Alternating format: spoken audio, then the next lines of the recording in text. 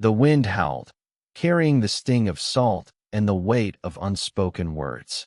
On a cliff overlooking the Pacific, Ezra Cole stood frozen, his heart hammering as he faced the man he'd married but barely knew. In that fleeting moment, he called him darling, and the world shifted. Ezra Cole never imagined he'd marry for anything but love. At 28, with his warm brown eyes and quick laugh, he'd spent years chasing dreams in San Francisco's vibrant art scene, painting murals that told stories of hope and struggle. But life had a way of rewriting plans. When his mother's medical bills piled up, threatening to drown their family in debt, Ezra faced a choice: lose everything or accept a deal that felt like a betrayal of his heart. The offer came from Julian Warwick, the 29-year-old heir to Warwick Enterprises, a tech empire dominating Silicon Valley. Julian was everything Ezra wasn't: polished, reserved, and colder than the fog rolling off the bay. His sharp cheekbones and piercing blue eyes made him look like a statue carved from ice, untouchable and unyielding. The marriage was a business arrangement. Julian needed a spouse to secure his inheritance, and Ezra needed the money to save his mother. 1 year, no strings, no feelings. That was the deal. Ezra moved into Julian's sleek, minimalist penthouse, a glass cage overlooking the city. The space was sterile, like Julian himself, every surface polished, every emotion locked away. Their first dinner together was silent, the clink of silverware louder than their words. Ezra tried to crack the ice with a joke about the view, but Julian's response was a curt nod, his gaze fixed on his plate. "This is a contract," Julian said once, his voice low and clipped. "Let's keep it that way." But Ezra wasn't built for silence. He'd grown up in Oakland, surrounded by music, laughter, and the chaos of a tight-knit community. He painted vibrant chaos, not sterile order. So, he pushed, gently at first. He left colorful post-it notes on the fridge, humming jazz tunes while cooking breakfast. Julian ignored it all, retreating to his office or disappearing on business trips. Yet Ezra noticed the way Julian's eyes lingered sometimes, just a second too long, before he turned away. One night, Ezra found Julian in the penthouse's library, a rare moment when the man wasn't barricaded behind his laptop. Julian sat in a leather armchair, a book in hand, his expression unreadable. Ezra leaned against the doorframe, heart pounding. "You ever read anything that makes you feel something?" he asked, half teasing. Julian's eyes flicked up, cool and assessing. "Feelings are distractions," he said. "They cloud judgment." Ezra laughed, undeterred. "Man, you're gonna have to loosen up someday. Life's too short to live like a robot." Julian didn't respond, but Ezra caught the faintest twitch of his lips, a crack in the facade. Weeks turned into months, and Ezra's persistence grew bolder. He'd drag Julian to food trucks in the Mission District, ignoring his husband's protests about schedules. He'd play old Motown records, dancing alone in the living room until Julian, against his better judgment, watched from the shadows. Ezra saw the man beneath the armor, a man who flinched at vulnerability, who carried the weight of his father's legacy like a stone around his neck. Then came the gala. Warwick Enterprises hosted an annual event, a glittering affair at a vineyard in Napa Valley. Julian, in a tailored black suit, looked like he'd stepped out of a magazine. Ezra, in a vibrant teal blazer that clashed gloriously with the monochrome crowd, felt every eye on them. Whispers followed about the convenience of their marriage, about Ezra's roots in Oakland's working-class streets. Julian's jaw tightened, but Ezra just grinned, slipping his hand into Julian's. "Let him talk," he whispered. "We're here, aren't we?" Julian stiffened, but didn't pull away. For the first time, Ezra felt the warmth of his hand, the pulse beneath the skin. It was a small victory, but it lit something in Ezra's chest, a spark of hope. The gala changed something. Julian started lingering in the mornings, sipping coffee while Ezra sketched at the kitchen counter. Their conversations, once stilted, grew into debates about art, tech, and the world. Ezra learned Julian had once dreamed of being an architect, designing buildings that told stories, before his father forced him into the family business. Julian learned Ezra's murals weren't just art. They were protests, love letters to communities pushed out by gentrification. But the closer they grew, the more Julian resisted. He'd vanish for days, claiming work, leaving Ezra alone in the penthouse. Ezra's heart ached, torn between hope and frustration. He painted furiously, his latest mural a riot of color depicting two figures reaching for each other across a chasm. He didn't show it to Julian, but he poured every unspoken word into it.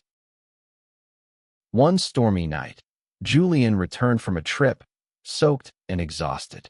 Ezra, unable to sleep, found him in the living room, staring out at the rain-streaked city. "You can't keep running," Ezra said, voice soft but firm.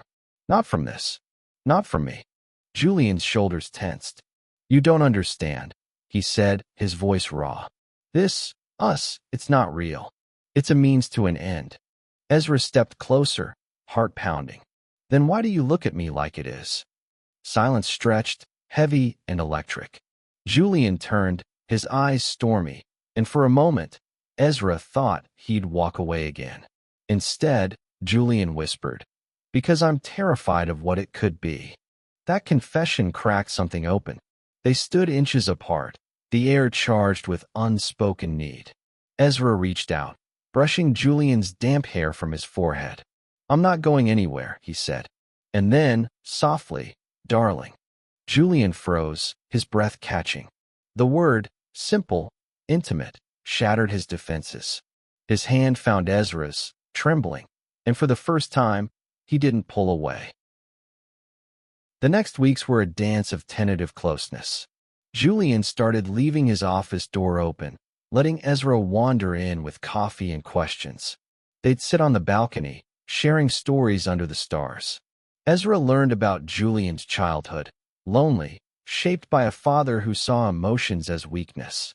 Julian learned about Ezra's, vibrant but scarred by loss and struggle. They were opposites, yet each filled a void the other hadn't known existed. But the world outside their bubble wasn't kind. Julian's board of directors, led by his father's old ally, Margaret Voss, questioned the marriage's legitimacy. Rumors swirled that Ezra was a gold digger, a fraud. At a board meeting, Voss confronted Julian, her voice dripping with disdain. "This marriage is a liability," she said. "End it, or you risk everything." Julian's face was stone, but Ezra saw the flicker of doubt in his eyes. That night, Ezra found him pacing the penthouse, papers strewn across the table, legal documents threatening to contest the inheritance. "They'll destroy us," Julian said, voice hollow. "They'll take everything." Ezra grabbed his hand, fierce. "Let them try. We're more than a contract now, Julian. You know that." Julian looked at him, eyes raw with something unspoken. "I don't know how to do this," he admitted. "I don't know how to love without losing myself." Ezra smiled, soft and steady. "Then let me show you." The battle for Warwick Enterprises escalated. Voss rallied shareholders, painting Ezra as a threat to the company's legacy. Julian fought back, but the strain showed. Late nights, clipped words, a return to his old distance.